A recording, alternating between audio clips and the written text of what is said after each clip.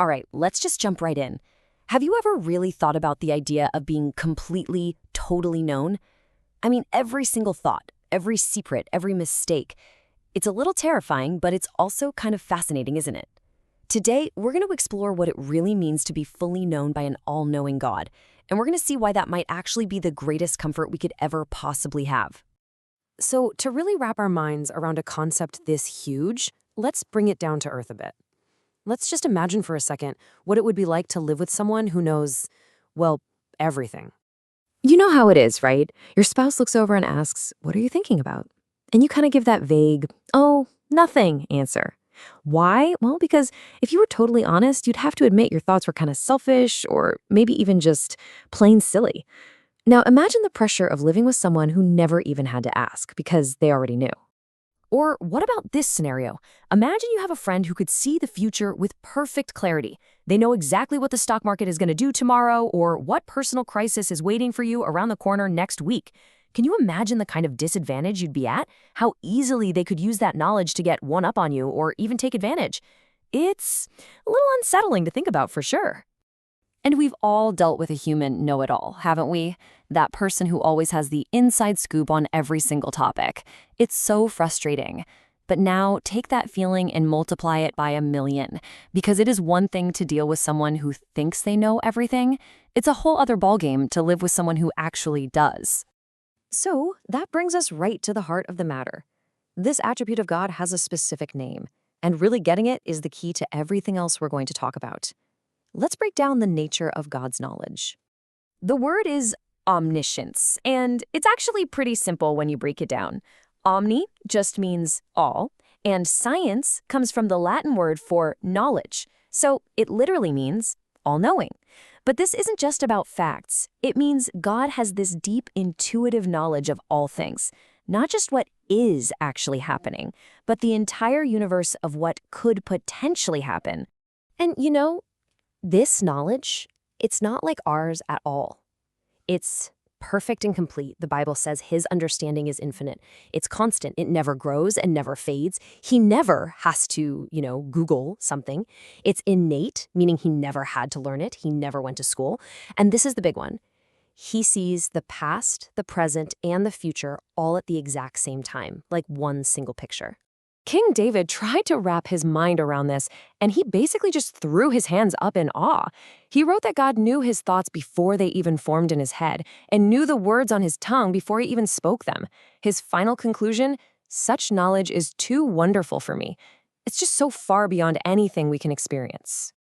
So if you're feeling a little bit overwhelmed by all this, hey, you're in good company.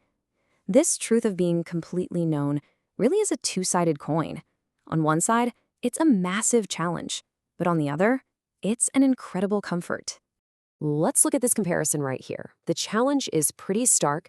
There are no secret sins. Everything is just laid bare before him. We can fool our friends, our family, we can even fool ourselves sometimes, but we can never, ever fool God. But then you flip that coin over and you get the comfort. He knows our true heart. He knows that sincere desire to please him even when we completely mess up. He doesn't judge us based on rumors or appearances. He evaluates us based on what's really there. And this isn't just some abstract theological idea. No way. This attribute of omniscience was perfectly put on display in the life of Jesus. It shows us exactly what this all-knowing looks like in action. I mean, take the story of Nathanael. The moment Jesus sees this guy walking towards him, before a single word is spoken between them, Jesus says, "Hey, here is a true Israelite, a man of complete integrity." He saw right into Nathanael's character. What an amazing comfort to know that God sees our true heart, even when other people misunderstand us completely. But God's knowledge isn't limited to seeing our strengths. He also knows our greatest weaknesses. Jesus looked at his dear friend Peter and told him with this chilling certainty about his biggest failure before it even happened. So this is the really crucial point here. Jesus knew the immense pressure Peter was about to be under. He knew the fear that was going to grip him and the denial that would come spilling out of his mouth. He saw Peter's absolute worst moment coming.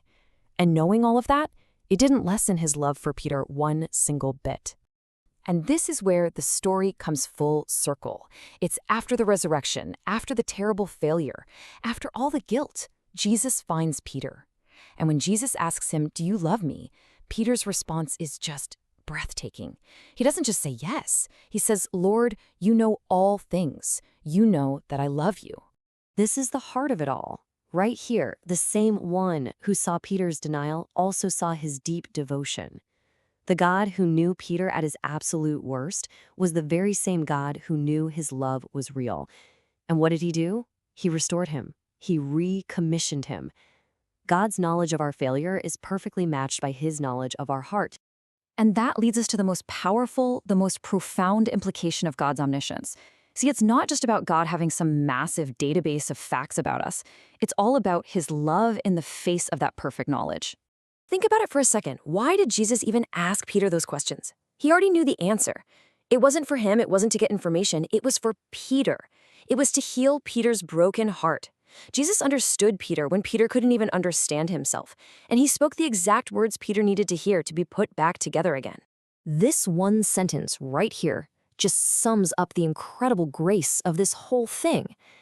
He saw every fall, every sin, every single moment of weakness we would ever have.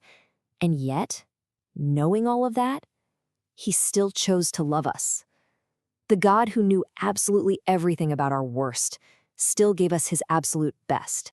So we end with this question, just to carry with you. In a world where we spend so much energy hiding our flaws just to feel accepted, what does it truly mean to be fully, completely, and perfectly known by the God of the universe? And to be, at that very same moment, fully, completely, and perfectly loved?